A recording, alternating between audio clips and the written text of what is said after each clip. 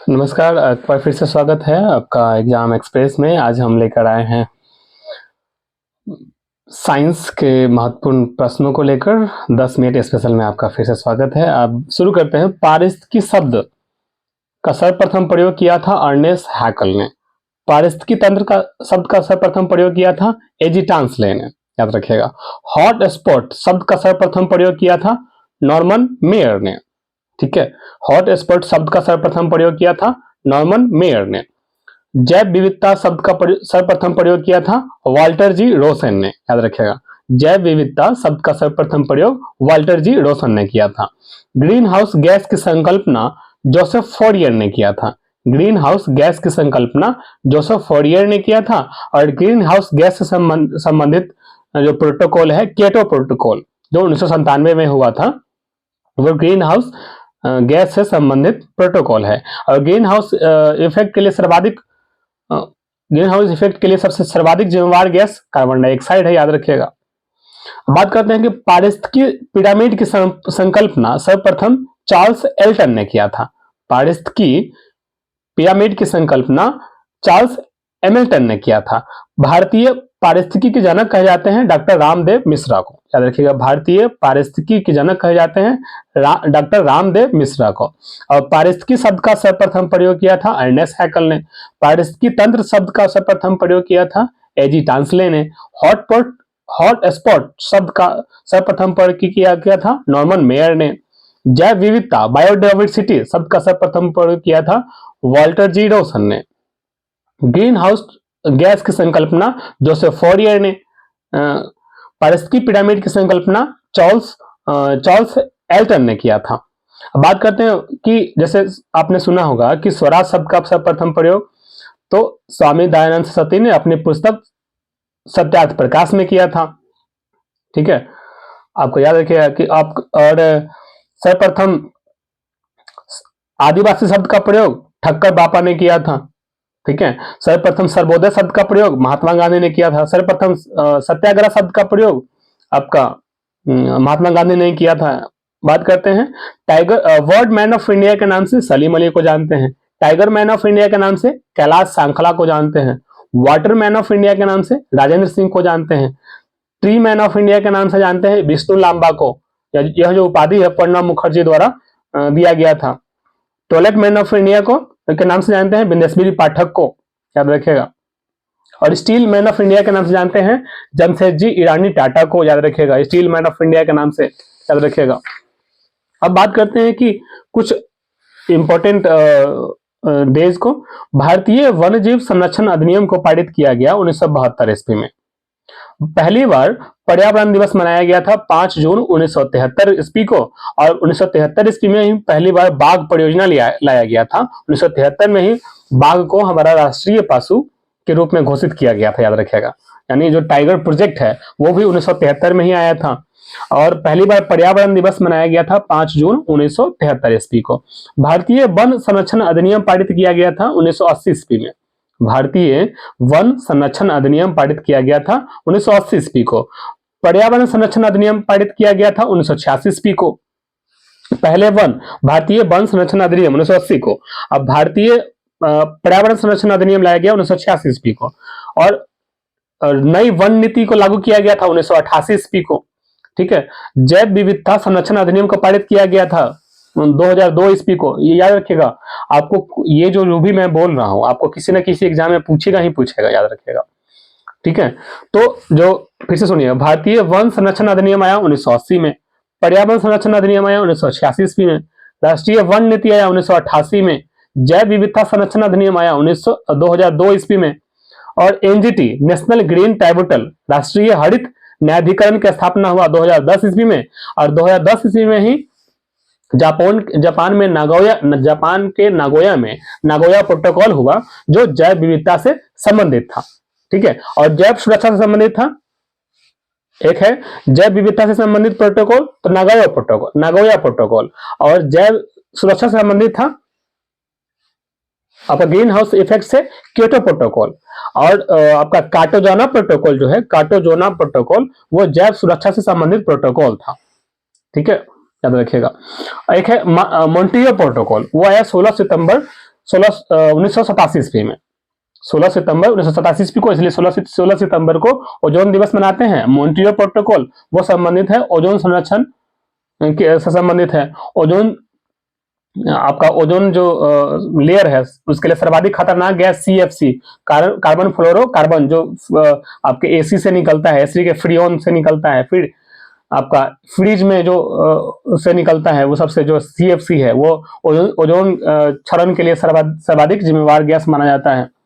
एक पृथ्वी सम्मेलन जिसको रियो डी जेनेरियो सम्मेलन कहा गया 1992 ईस्वी में, ठीक है। एक है वैश्विक पर्यावरण संरक्षण हेतु क्योटो प्रोटोकॉल आयोजित किया गया था 1997 ईस्वी में, और यह संबंधित था ग्रीन हाउस इफेक्ट से।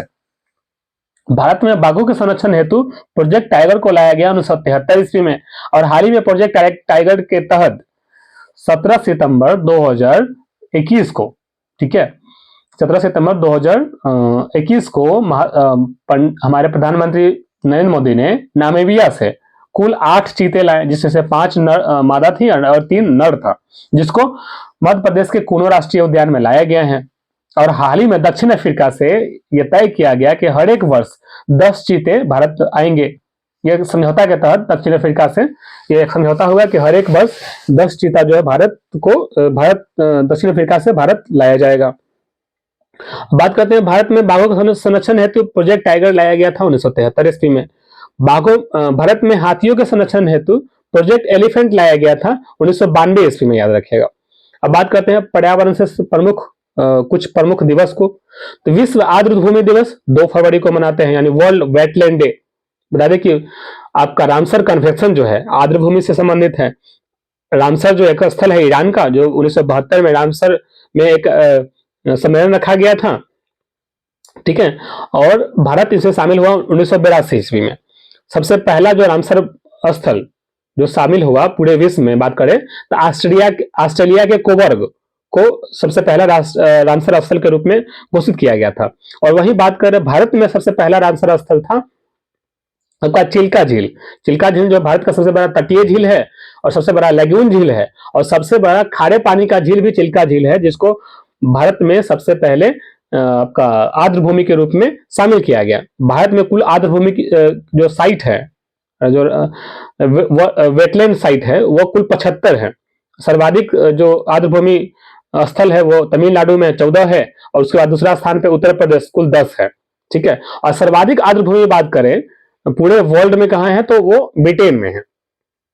और भारत में बात करें तो कुल 75 आर्द्रभूमि है। सबसे पहला आर्द्रभूमि के रूप में शामिल किया गया था चिल्का झील को, जो उड़ीसा में है। चिल्का झील के ही पास है व्हीलर द्वीप। व्हीलर द्वीप का नया नाम है डॉक्टर APJ अब्दुल कलाम द्वीप, जहां से DRDO अपना प्रक्षेपास्त्र करता है। और याद रखिएगा कि और सबसे जो अंतिम आर्द्रभूमि है, माने जो नया आर्द्रभूमि है जम्मू भारत का, वो सालबुग आर्द्रभूमि है, वो जम्मू कश्मीर में है। यानी आप ये जानिए कि भारत आर्द्रभूमि यानी रामसर कन्वेंशन में शामिल हुआ 1982 में। भारत में कुल 75 आर्द्रभूमि है। सर्वाधिक जो है तमिलनाडु राज्य में 14 आर्द्रभूमि है, और उत्तर प्रदेश में 10 आर्द्रभूमि है, ठीक है। और भारत का सबसे बड़ा आर्द्रभूमि कौन है तो सुंदरबन डेल्टा है, याद रखिएगा। सबसे पहला जो शामिल हुआ वो चिल्का झील है, और सबसे बड़ा आर्द्रभूमि जो भारत में है वो सुंदरबन का डेल्टा है, याद रखिएगा, पश्चिम बंगाल में। तो विश्व आर्द्रभूमि दिवस 2 फरवरी को मनाते हैं। विश्व वन दिवस 21 मार्च को मनाते हैं। विश्व जल दिवस 22 मार्च को मनाते हैं, ठीक है। और 22 मार्च 1912 को ही बंगाल से बिहार अलग हुआ था, इसीलिए 22 मार्च को ही बिहार दिवस मनाते हैं, याद रखिएगा। तो बताइएगा हाल ही में 22 मार्च 2023 को बिहार ने अपना कैमा स्थापना दिवस मनाया। तो याद रखिएगा कि हाल ही में 2023 में बिहार 22 मार्च को अपना 111वां स्थापना दिवस मनाया है। अब बात करते हैं विश्व जल दिवस 22 मार्च को, पृथ्वी दिवस 22 अप्रैल को, जैव विविधता दिवस 22 मई को, पर्यावरण दिवस 5 जून को, खाद्य दिवस 7 जून को, ओजोन परत संरक्षण दिवस 16 सितंबर को, ठीक है, याद रखिएगा। भारत का पहला राज्य जो पूर्ण रूप से जैविक बना तो सिक्किम, 2016 में सिक्किम जो है भारत का पहला जैविक खेती करने वाला राज्य बन गया है। भारत में केंद्रीय गंगा प्राधिकरण की स्थापना की गई 1985 ईस्वी में। भारत में केंद्रीय गंगा प्राधिकरण की स्थापना किया गया 1985 ईस्वी में। भारतीय वन्य जीव संस्थान स्थित है देहरादून में। टाइलर पुरस्कार का संबंध किससे है तो पर्यावरण सुरक्षा से है। एक है टाइलर पुरस्कार पर्यावरण सुरक्षा से, याद रखिएगा। आपका एक है डॉक्टर बीसी राय पुरस्कार, वो चिकित्सा से संबंधित है। याद रखिएगा कि भारत के सबसे बड़े आपको याद रखिएगा वैद्य के रूप में यानी डॉक्टर के रूप में जाना जाता है जीवक, जो बिंबिसार के दरबार में रहते थे राजा प्रद्योत की सेवा के लिए। और महात्मा बुद्ध जब बीमार पड़े थे तो बिंबिसार ने अपना राजवैद्य जीवक को भेज दिया था, है ना। और चरक एक रहते थे, चरक चिकित्सक जो थे वो कनिष्क के दरबार में रहते थे, जिन्होंने चरक संहिता लिखा था, याद रखिएगा। कालिदास रहते थे चंद्रगुप्त द्वितीय के दरबार में। नागार्जुन रहते थे जिन्होंने माध्यमिक सूत्र की रचना किया और माध्यमिक सूत्र में सर्वप्रथम सापेक्षता का सिद्धांत दिया, इसलिए भारत का आइंस्टीन नागार्जुन को कहते हैं। तो जो नागार्जुन रहते थे कनिष्क के दरबार में, कनिष्क ने ही शक संवत की स्थापना 78 ईस्वी में किया, जो हमारा भारत का राष्ट्रीय संवत है, शक संवत, ठीक है। एक विक्रम संवत, सर्वप्रथम आपका उज्जैन के शासक ने शकों को खदेड़ने के उपलक्ष्य में विक्रम संवत शुरू किया था 57 या 58 ईसा पूर्व में, ठीक है। और यहाँ जो अब बात करते हैं कि शक संवत जो है उसकी स्थापना कनिष्क ने 78 ईस्वी में किया था, याद रखिएगा। अब बात करते हैं कि भारत में केंद्रीय गंगा प्राधिकरण की स्थापना की गई 1885 ईस्वी में। भारतीय वन जीव संस्थान स्थित है देहरादून में। टायलर पुरस्कार संबंधित है पर्यावरण सुरक्षा से, है ना।